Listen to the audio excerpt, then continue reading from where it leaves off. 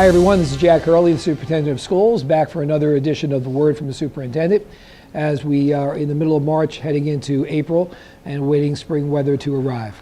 Lots of good things are happening around the district. I want to just quickly go over a few. The high school play Mamma Mia was a great success, selling out the auditorium and really outstanding performances.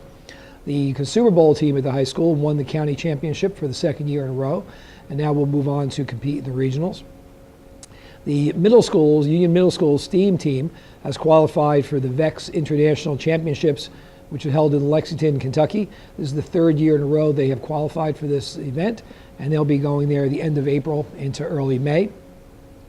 Students at Pierpont School took place in a number of fundraisers, some of them involving basketball and other activities, and they raised over $8,000 for the American Heart Association, which is quite an accomplishment for the students at Pierpont. The middle school students at Union School took the Read Across America Day, when often we have our older students go across the district to read to some of the younger students. They went off to a school in Newark and read there, and also donated some books to the students at that school. And this will probably be on the web after the event, but I do want to mention that the REA is sponsoring, or will have sponsored, a March Madness Food Day at Washington School on Saturday, March 23rd from 9 to 12 noon. It's sort of a fun fair for the younger students, a chance for some of our students' projects to be displayed, but also a donation of 2 non-perishable food items go to the Rutherford Food Pantry. And the REF had their annual Wizard game, Harlem Wizard basketball game, on Wednesday, March 20th, and that was a sold-out event. Let's go through a couple of items of importance. You'll be hearing more about these on our web and throughout the upcoming month. As the day I'm recording this, which is March 18th, just this afternoon, the State Department of Education announced that 11th grade students will not be tested in state testing for either LL language arts or math. As you know, there's been a lot of discussion about the new New Jersey Student Learning Standards assessments, which have replaced the PARCC exam, and they have decided that 11th graders do not have to sit for the test.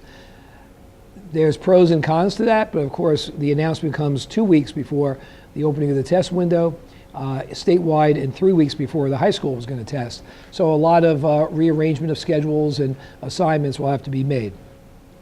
The graduation requirements still remain, that students will have had to pass this exam, which was previously the PARCC. So now the 11th graders would have had to pass in 9th or 10th grade. If they did not, there are different pathways to meet the graduation requirements. If you need any more information and this affects you, check with the high school guidance department or look on our website.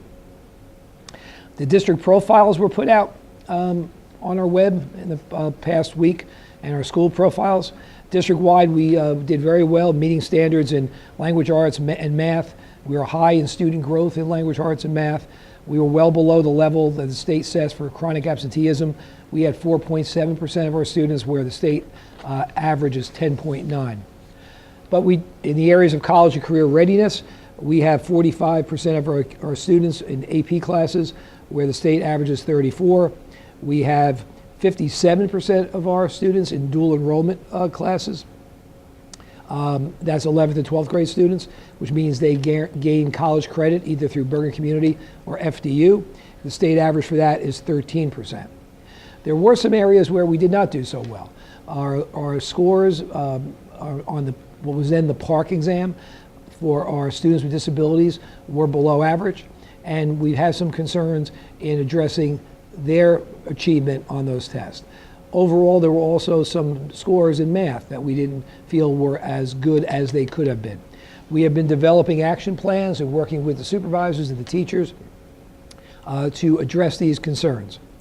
I know recently there was an article in one of the local online papers, or the state online papers, where it said the state ranks schools. The state does not rank schools. What the state does is they provide a summative score for every school, and the paper took it upon themselves to take those scores and create a ranking. I will have a little more to say about this going out in April, but the detailed analysis that we do of the results that come in from the state and other benchmarks assessments that we do here allow us to address areas that we need to improve and allow us to improve upon areas that we're already doing well in. I don't put too much credibility in a newspaper's judgment, but believe me, we do a lot of data mining with these results, and we are working diligently to continue to do well in the areas that we are achieving at a high level and improve those areas where we are falling a little short. Finally, an update on school facilities. The board will be sending revised plans down to Trenton for a review for a potential second referendum to address our needs. Shortly, maybe by the time you see this, we'll have a summary of those revisions up on our website. I spoke about them last month. Essentially, at the high school, we are going to plan to do the Mortimer Avenue wing reconstruction. We're going to look to upgrade the 4 science labs already in existence and modernize them. We have deleted from the plan the field conversion in the back of the building, the alteration of the pool space to a cafeteria so the pool will remain, and the district-wide kitchen and the high school cafeteria. And in that process, we also lost and deleted 5 additional classrooms. So the high school takes a pretty big hit in terms of deletion of projects from the last referendum.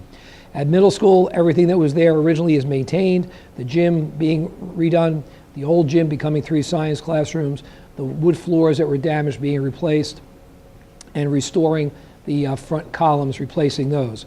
We have removed air conditioning from the auditorium. At Pierpont, project will remain as it was originally planned, with the new gym and a 2-story addition with 11 classrooms and an alteration upgrade to the multi-purpose room. At Lincoln, Washington, and the kindergarten center, the expansion of the elementary playground, in all 3 elementary schools has been removed. The 2 new classrooms at Lincoln will stay in, and in the kindergarten center, not only does the playground get removed, but we took the roof out of the referendum, and we'll keep the additional bathroom facilities and the upgrades to the nurse's office and the elevator.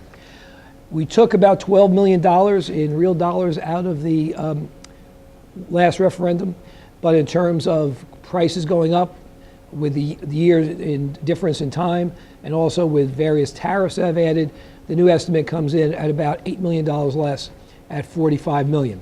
We are anticipating that the burden on the taxpayer to be about $35 million after state aid gets awarded.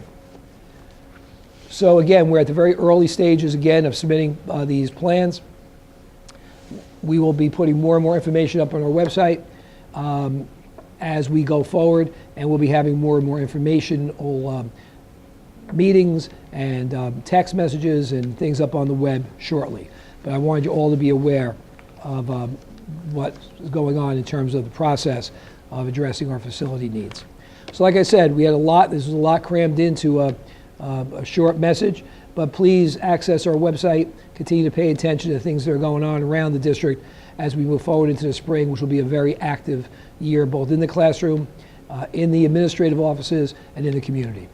Until next time, this is Jack Hurley, the Superintendent of Schools.